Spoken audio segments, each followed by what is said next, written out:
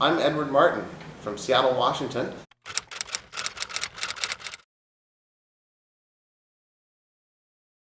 And I'm a lecturer in the English Language Center. Hi, I'm Brock Erdahl. I'm from Duluth, Minnesota in the US.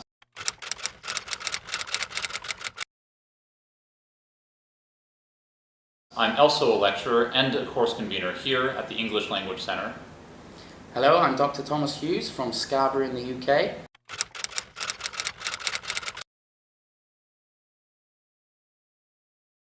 And I'm a lecturer here also at the English Language Center. And this is Help Me Please, where UIC faculty members answer student questions about English. So let's have a look at our first question.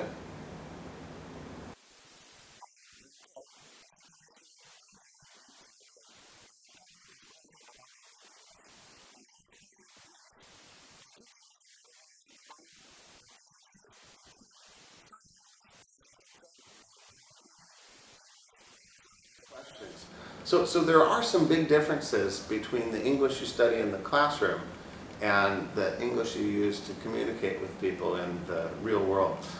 And the English you're studying at the university level is often called academic English, whereas when you're just chatting with your friends or meeting people, you're using social English, or what you might call daily English or general English.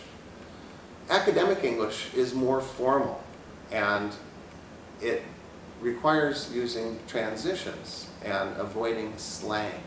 So you're trying to focus on accuracy and following a set of conventions that scholars all over the world agree upon.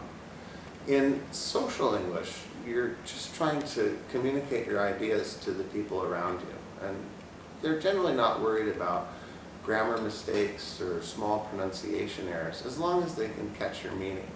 So when you're talking to people outside of the classroom, as long as you can communicate your ideas, you don't need to worry about making your grammar perfect. The focus is on the ideas, not the form. As opposed to academic English, where form and spelling and word choice are very important.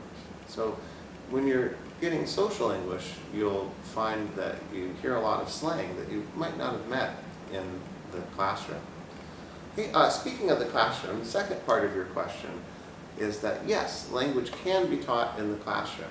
You get instruction and advice, and you get your mistakes corrected by your teacher.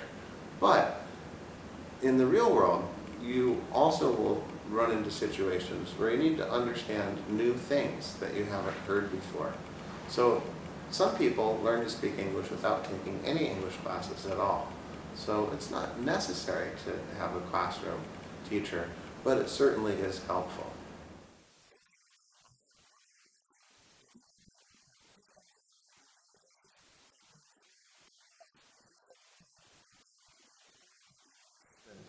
Okay, Ken, your next question is a little bit more complicated.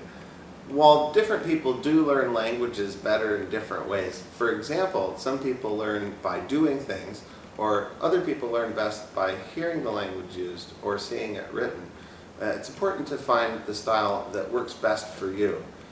As to your question about language intelligences, this is a question that might be better answered by an expert, like a psychologist or a linguist. So, thank you very much for your questions, and I hope you found my answers helpful.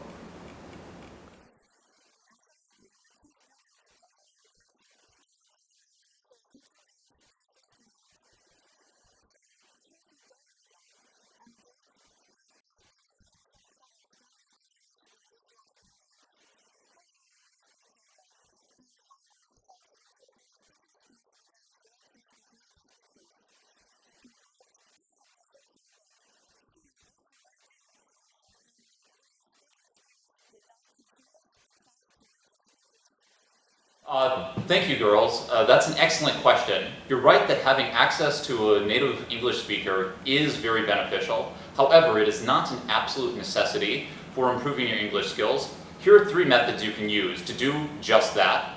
First, try talking with your friends, family members, anyone who's another English language learner, and use English when you're doing this. I know you're thinking, this is a little bit weird. Those people aren't native English speakers. We both speak Chinese. Why not continue to use that? Well, if you're both learning English, you could seize this opportunity to practice. Practice, after all, makes perfect. So use this opportunity to improve your English language skills. Second, try thinking in English. All throughout the day, there's a little voice in your head that's talking to you, thinking about this, thinking about that. Try to force that little voice to stop using Chinese and use English instead. For example, when you go to the supermarket to buy some food, don't list everything out in Chinese. Use English to make your shopping list and double check to make sure you bought everything you want. Third, you can use English language movies, TV shows, and music to help you improve your speaking skills. The easiest way to do this is just to listen and repeat what you hear people say, but you can also get creative with it. For example, you could watch a talk show and pause the show when the host asks a question. Imagine how you would answer that question yourself. I think these three methods should help you to improve your English speaking skills without actually talking to a native English speaker. Thanks again for the question.